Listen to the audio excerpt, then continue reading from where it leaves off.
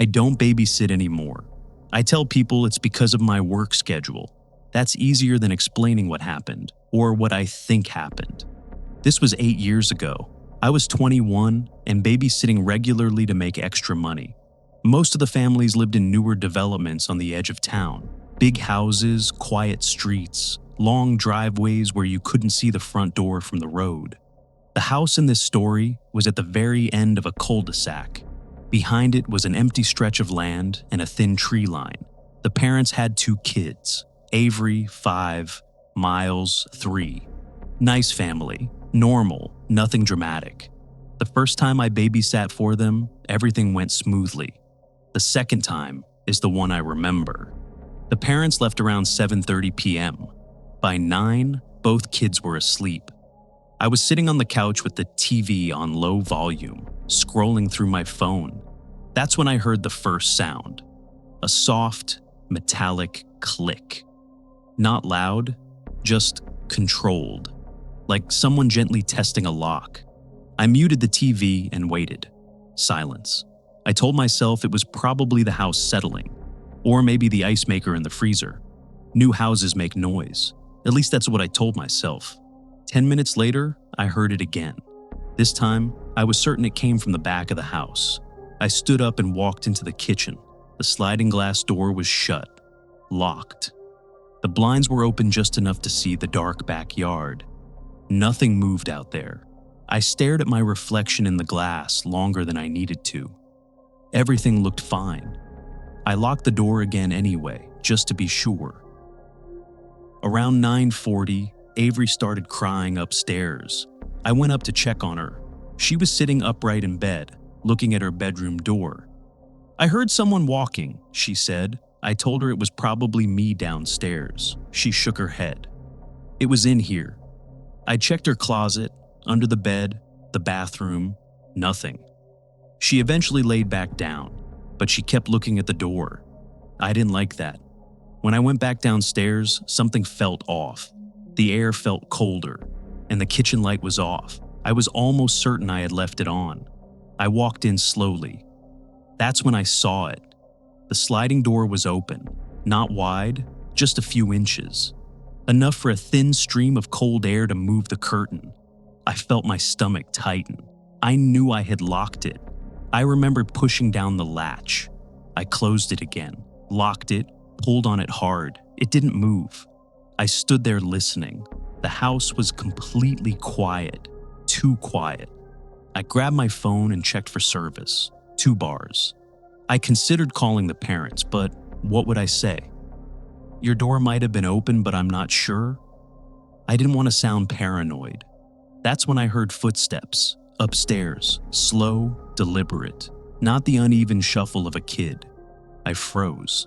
The footsteps moved across the hallway, then stopped. I walked upstairs carefully.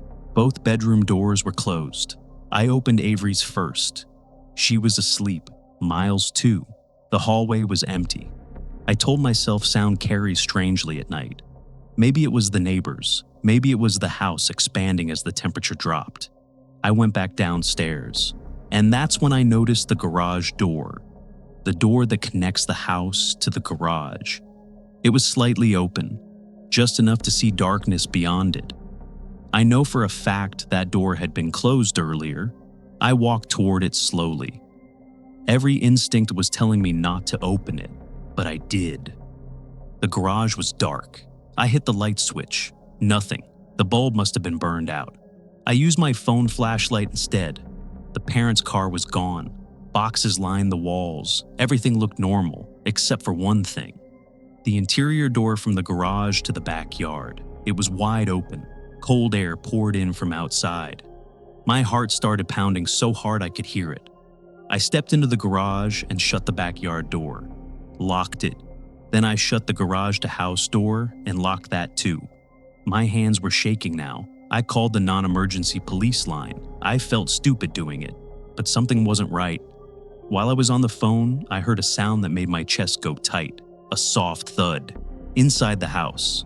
Behind me. I turned slowly. The laundry room door was now closed. I was almost certain it had been open all night. I told the dispatcher I thought someone might be inside. They said officers were on the way. I went upstairs and locked myself in Avery's room with both kids. I didn't tell them what was happening. We sat on the floor quietly. I could hear my pulse in my ears. After a few minutes, I heard something downstairs. Not footsteps, not a door, just movement, subtle, like weight shifting. The police arrived within 10 minutes. They searched the house, the garage, the backyard. They didn't find anyone. One officer did point out something in the garage. There were muddy shoe prints on the concrete, partial prints, not a clear trail, just enough to show someone had stepped inside. The parents came home early. They were shaken but grateful I called. They installed cameras the next day. Every entrance, every hallway. Motion alerts tied to their phones. The parents thanked me for calling the police. They insisted I come back the following week. I agreed. Part of me didn't want to, but part of me needed to prove to myself that what happened had a normal explanation. That second night was quiet. No metallic clicks, no doors shifting open. The kids went to sleep easily. I stayed downstairs with the kitchen lights on again. Around 9:30, my phone buzzed. Motion detected. Upstairs hallway. I froze. I hadn't moved. I hadn't gone upstairs since putting the kids to bed. I opened the camera app slowly. The live feed showed the hallway. Empty. No one there. The motion alert replayed automatically. The footage flickered slightly. Then it showed nothing. Just the hallway. Still. The timestamp read 9:41 p.m., the same time as the previous week. I remember my hands going cold. I went upstairs immediately. Both kids were asleep, but Avery's door was open. I was sure I had closed it. She was sitting up in bed, looking at the hallway again. "Did you see him?" she asked quietly. My chest tightened. "See who?" She pointed past me. "Not him," she corrected. "The other ones." I didn't ask what she meant. I didn't want to. The parents came home early again that night. I showed them the camera alert. The dad frowned and said maybe it was a glitch. The mom looked unsettled in a way she hadn't before. A few days later, I got a message from her. She asked if I had ever felt like the house was wrong. That was the word she used. Wrong. Apparently, one of the neighbors had stopped by after hearing about the attempted break-ins. An older woman who had lived in the area for decades. She mentioned, casually, that the entire cul-de-sac had been built over what used to be a small cemetery, not a big one, not well documented. Mostly unmarked graves from the early 1900s. The land had been sold and developed in the late 90s. There had been complaints during construction, workers reporting tools going missing, footsteps inside unfinished frames, security lights switching on in empty structures. But nothing official. Nothing provable. Just stories. The mom told me something else. After the police left that first night, the officers searched the backyard thoroughly. No footprints in the dirt outside the sliding door. No disturbance in the grass. No signs that anyone had approached from the field. But the sliding door had still been open. And the muddy prints in the garage, they didn't match any tread pattern the police could identify. They were smudged, uneven, like bare feet pressed into damp soil. That part hadn't been mentioned to me before. The parents moved out 3 months later, quietly, no big announcement. The house sat empty for a while. I drove past it once, out of curiosity. There was a construction crew there again, digging along the side of the foundation. A section of ground had collapsed inward, exposing darker soil beneath. I watched one of the workers step back suddenly. Another crouched down near the hole. Even from the street, I could tell they'd found something. I didn't stay to see what it was. I don't know if it was bones. I don't know if it was debris. I just know the house was listed for sale shortly after that. Sometimes I think about the metallic clicking sound, how deliberate it was, how controlled. I used to believe it was someone testing the lock. Now I'm not sure, because the security footage never showed anyone. The police never found evidence of forced entry, and the motion sensor in the upstairs hallway continued to trigger at 9:41 p.m. for weeks after I stopped working there, even when the house was empty. That part the mom told me later, like she needed someone else to know.